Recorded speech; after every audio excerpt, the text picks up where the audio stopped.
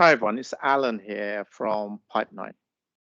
What I'm going to do in this video is introduce you to a new feature in SkillMe called Skillsheet. Now, Skillsheet is a feature that we've added to support managers as managers go through the process of completing their skill perspectives for each one of their team members.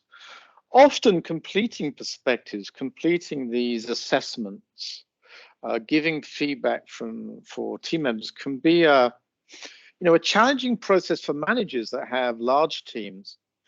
And these assessments are made up of a lot of questions, and so it takes them a long time. It can really drain their time and drain away their resources. And so what we've done is we've made it really simple and really easy for managers to complete perspectives. What I'm going to do is to go into a manager's view of the perspectives that they've completed for one of their team members. In this case, it's a team member called Mason. And you can see what I've done is as a result of that, I can see Mason's skill priorities. And in this case, this manager, whose name is Jack, has actually suggested a couple of skills for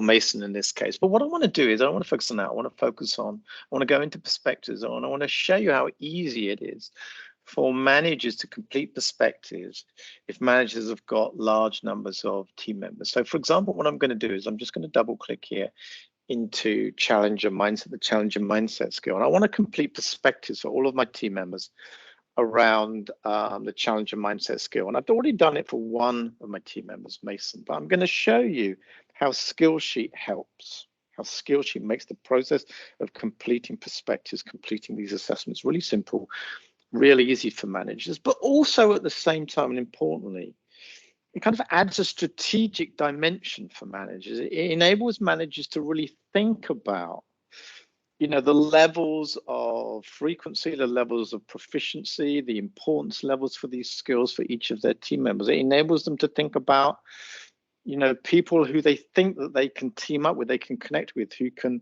become mentors for them. It enables managers to think about the right types of resources that will be most helpful for each one of these team members on the basis that team members are all at different places in their journey towards mastering these skills. For example, the challenger mindset skill. And I'm going to show you how this works. So here we are. Skillsheet has come up.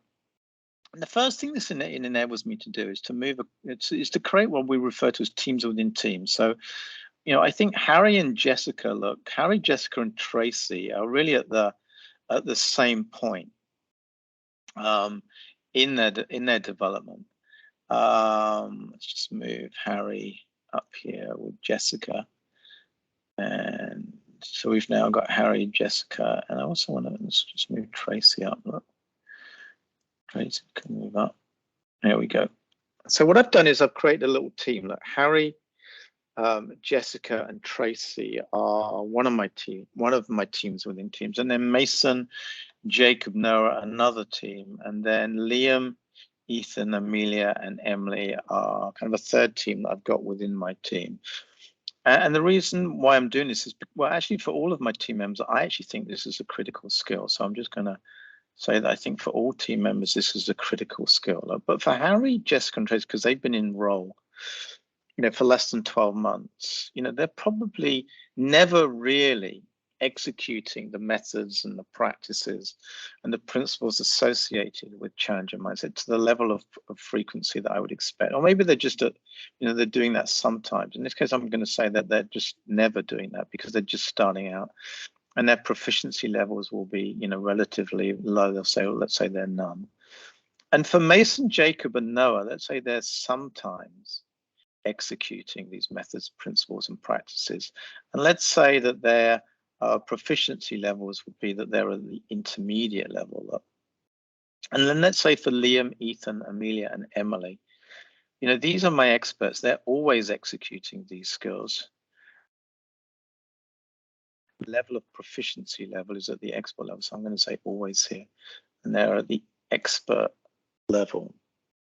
And so just by dragging and dropping the respective levels of importance associated with challenge of mindset skill, in this case, frequency levels, proficiency levels. What I've done is I've created a skill sheet for each of my team members for this question. I've done it. It's really easy to do that. But what this really enables me to do is think strategically, because for Harry, Jessica, and Tracy, they're really just starting out. You know, they're starting out. They're at the very beginning of developing this skill. So for them, this is an amber skill. For Mason, Jacob, and Noah, this is a green skill. It's a skill they're looking to accelerate their development around. And for Ethan, Amelia, and Emily, for them, this is a skill they've mastered. So the first thing that we're seeing here is in terms of action, is that we would want to connect Harry, Jessica, and Tracy with Liam, Ethan, Amelia, and Emily.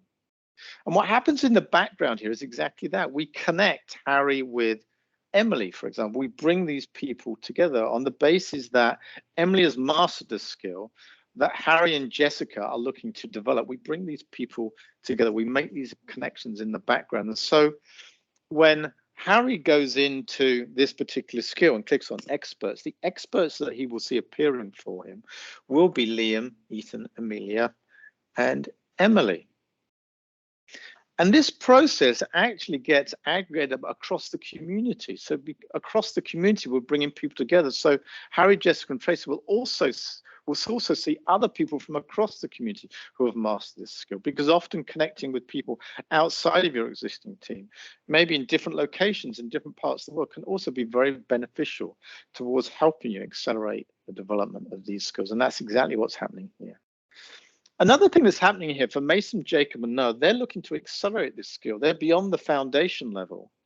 So what they want is content that's going to be associated with really giving them that final push. You know, it's that final sprint to the finish line. So they don't need foundational content. But on the other hand, they really don't, you know, need advanced content. You know, that maybe they want kind of, you know, tips and tricks. Maybe they want to watch videos associated with best practices. Maybe they want, you know, to listen to somebody's masters talk about how they're developing, you know, challenger pitches and how they get customers to the point in these presentations where the customer says, you know, I've never really thought about it like that before. So not only do we connect people together, we also connect people with the right resources that are going to be most appropriate to them based upon kind of where they are in terms of their frequency levels and their proficiency levels associated with this skill. And this is exactly what Skillsheet does. So in summary, Skillsheet makes the process of completing perspectives for managers much more easier for them to do, because they can go through applying these levels to all of their people, the team members. It's really simple to do.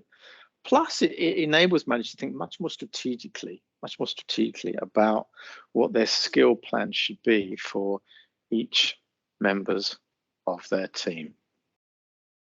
All right, so this is Skillsheet. This is a feature that we've added into SkillMe, and it's available in SkillMe now. It's available now.